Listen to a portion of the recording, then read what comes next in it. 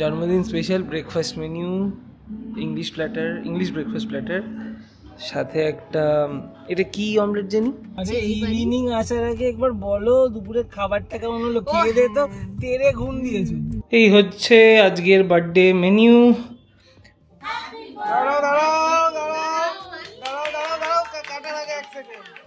Over acting এর পয়সা কাটা যাবে কিন্তু।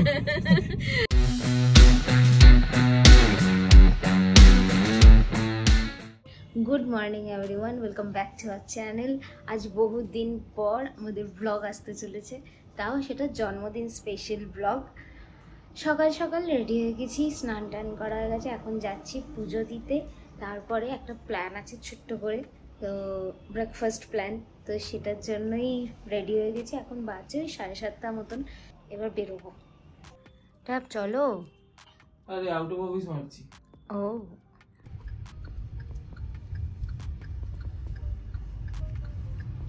বলো জন্মদিনে কেমন লাগছে সেটা আগে। জন্মদিন আমার কাছে সবসময়ই ভালো, মানে আমি বেশি এক্সাইটেড থাকি জন্মদিন নিয়ে। তো বেরিয়ে পড়েছি, এখন যাচ্ছি আমরা কোথায়? আমরা ওই কালীবাড়ি যাবো, পুজো দেবো আমাদের গৌরীপুর কালীবাড়ি। বাড়ির যে কোনো শুভ দিনেই আমরা গৌরীপুর কালীবাড়ি যাওয়ার চেষ্টা করি, আর না যেতে পারলে মধ্যম কালীবাড়িতে যাই। জয় মা। না কাল রাতে আমাদের একটা ছোট করে সেলিব্রেশন হয়েছে নিজেদের বাড়িতেই, ছোট করে মিডনাইট সেলিব্রেশন, কিন্তু আমরা ওই বিভিন্নভাবে ছবি টবি তোলার চক করে আর ভিডিও করা হয়নি, তাই ওই আর কি রিলসে দেখিনি। এই হচ্ছে গৌরীপুর কালীবাড়ি, এসে গেছি। সকালের দিক তো মনে হচ্ছে ফাঁকাই থাকবে, পার্কিং এর বড্ড সমস্যা, আর ওই পার হয়ে গেলে পরে আবার এই পারে আসা খুব সমস্যা।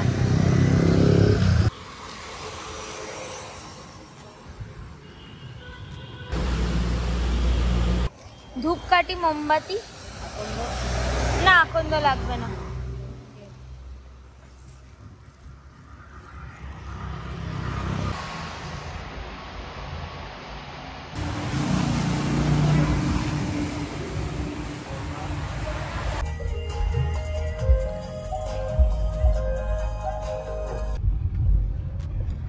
আর দেখাচ্ছে 1 মিনিট দূরে আছে। বেসিক্যালি এটা হচ্ছে CC1 এর পিছনের দিকটা, ভিতরে না, মানে ওই আর কি পার্কিং এর ওখানে। তো সকালে এসেছি, পার্কিং কতবার করবে, পার্কিংটাও শুরু হয়নি আর কি, সন্ধ্যাবেলার দিকে এগিয়ে যায় পার্কিংটা। এখন আমরা তার আগেই চলে এসেছি, মানে একদম ফাঁকা। একে তো উইকডেজ, তার সাথে হচ্ছে সকাল 8:30। CC1টা দেখে মনে হচ্ছে যেন এটা প্রত্যেকবারই হয় যখন আমরা জন্মদিনের দিন সকালবেলা ব্রেকফাস্টে আসি, তখন এরকমই অড লাগে। আর বেশিরভাগ ক্ষেত্রেই তো উইকডেতে পড়ে, তো ওরকম উইকডে সকালবেলা এখনো এইদিকে পার্কিংটাও এগিয়ে গেছে, মানে নর্মালি আরো এগোনো থাকে। তো আরো আমাদের আর কি হয়, মানে আজকে 2-3টে জায়গায় অন্য দেখে রেখেছিলাম, কিন্তু তারপরে বাড়ি ফিরে আবার রান্না করব, ওর জন্মদিন, তো তার আয়োজন আছে। এবার খুব দূরে হয়ে গেলে কি হবে, কমপ্লিট করে যদি আস্তে আস্তে 11:30-12টা বেজে যায়, পুরো প্ল্যানটা বাকিগুলো ঝুলে যাবে। আবার ওদিকে সন্ধ্যাবেলাতেও প্ল্যান আছে, মানে সকাল সন্ধ্যে সব মিলিয়ে তার মধ্যে ব্রেকফাস্ট। কোথায় গেল? সামনে তাই আমরা সিটি সেন্টারে লোফার্স ক্যাফেতে এসেছি। 8:30 আমাদের বুক করে রাখা আছে। এই সিটি সেন্টার আর এই হচ্ছে লোফার্স ক্যাফে। এই চত্বর ব্রেকফাস্ট এর জন্য খুবই ভালো, এবং সকালে খুলেও যায় 8টায়। এসে বেশি দেরি করিনি, আগেই অর্ডারটা দিয়েছি, আর জায়গাটাও দেখাচ্ছি কীরকম, কিন্তু আমরা ছাড়া রেস্টুরেন্টে এখনো অবধি কেউ নেই।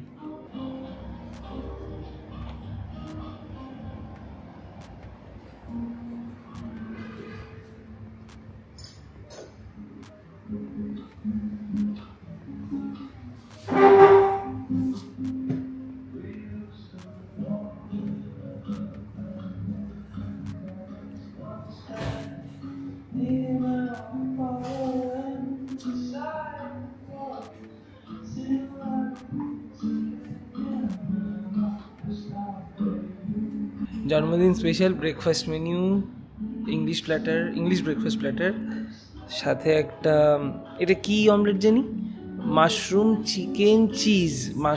চিকেন চিজ অমলেট, তার সাথে complimentary blueberry mojito. Happy birthday. শুরু করো।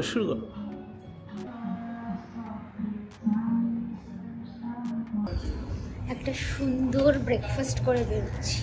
আর সাংঘাতিক পেট ভরেছে, যে মানে ইচ্ছা ওই হয় না ফ্লুডিস থেকে খেয়ে বেরোটা, একদম পেটটা ঢাই হয়ে থাকে। হ্যাঁ, তো সুন্দর একদম। আর এখনো ওয়েদারটা ব্যাপক লাগছে না? হ্যাঁ, রোদ ওঠেনি এখনো, আর ভালো লাগছে। একটু মেঘলা রয়েছে, প্লাস গরমটাও নেই অতটা, ভালো লাগছে। আর এগুলো তৈরি করতে হয়েছে, এগুলো আর্টিফিশিয়াল অ্যাম্বিয়েন্স। দেখতে হবে কার জন্মদিন আজকে। তুমি বাদুলে, বৃষ্টির পড়া শুরু হয়েছিল, আমি এসে বাদুলে তো কি হয়েছে, বাদুলে তো জাস্ট বাড়ি ঢুকলাম, এখন বাজছে 10:30। এবার যাব, বৃষ্টি পড়ছে তো ওই জন্য গাড়ি থেকে ডাইরেক্ট ঘরেই ঢুকলাম। এবার যাব ফুলগুলো কিনতে, বাবাদের মায়েদের মালাগুলো কিনে নেব, আর একটু ঠাকুরের ফুলও নেব বাড়ির পুজো করার জন্য। তো সেটা করে তারপরে পুজো টুজো করবো। পেটটা এখনো ভর্তি, কিন্তু দুপুরে রান্নার আয়োজন করতে হবে। আজকে বেশি মেনু নেই, ইলিশ মাছ আর পাঁঠার মাংস। কালকে অলরেডি রাত্রিবেলা মাংস কিনে ম্যারিনেট করে রেখেছিলাম, কারণ আজকে সকালবেলা অত টাইম পাবো না বলে। মাংস একদম সুন্দর করে ম্যারিনেট করে রাখা, আর এই মাত্র ইলিশ মাছটা ডেলিভারি দিয়ে গেল একদম বাড়িতে। এখানে রয়েছে ইলিশ মাছ, এটাকে রেডি করব। আমার হাতে মোটামুটি 1.5 ঘন্টা থেকে 2 ঘন্টা টাইম। এখন বাজে 11:30, 1:30টার মধ্যে রান্না কমপ্লিট হয়ে গেলেই হলো। ইলিশ মাছটা এমনিও করবো মাইক্রোওভেনে, সময় লাগবে না। বাজে এখন ঠিক 1:45। শুরু করেছিলাম ওই 11:10-15 ওরকম, 1:45 সব কমপ্লিট। দেখাচ্ছি আজকের জন্মদিনের মেনু। এই হচ্ছে আজকের বার্থডে মেনু। 5 রকম ভাজা, ইলিশ মাছ ভাজা, আলু ভাজা, ভাত, পায়েস, মাটন, ইলিশ ভাপা আর মুগের ডাল। সুবর্ণা গেছে ফ্রেশ হতে, এইবার বার্থডে লাঞ্চ। তো বার্থডে ইভিনিং এসে গেছে, এবার আমরা রেডি হয়ে এখন যাচ্ছি। ইভিনিং আসার আগে একবার বলো দুপুরে খাবারটা কেমন হলো? খেয়ে দে তো তেরে ঘুম দিয়েছো। একদমই তাই, অসাধারণ একটা মাটন খেয়েছি আর অসাধারণ ইলিশ। অসাধারণ। তো সেসব খেয়ে বুড়ি ভোজটা দারুণ হয়েছে, মানে ক্যাবের রান্না তো কোনো সেকেন্ড কথা হয় না।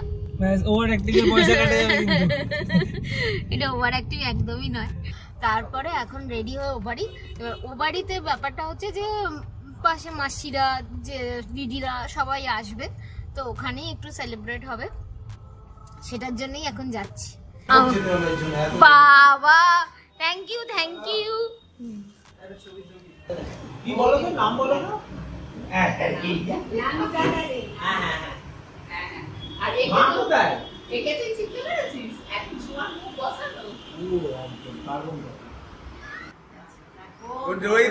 রুমালটা তুলে নে ওখান থেকে আগে। 6টা মালা, না দেবো না। আরে বাবা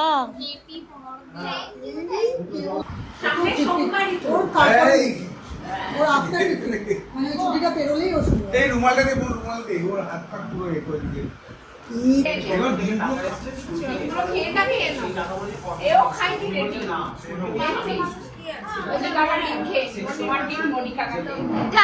তুমি কি বলছো? ডেভিল খেয়েছে শুধু, একটা খাইনি, শুধু ডেভিলটা খেয়েছে।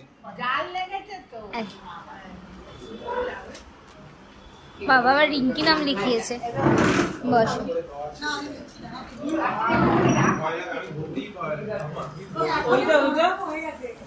এই যে আমার ওই তো এই ঘরে আছে। হ্যাঁ দাঁড়াও, কি আগুন দেশলাই না, একটা দেশলাই কাঠি জ্বালাও। হ্যাঁ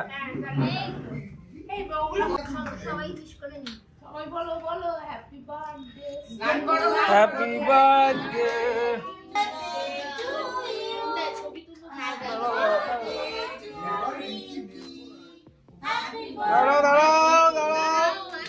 দাঁড়াও, কাটার আগে হ্যাঁ চলো।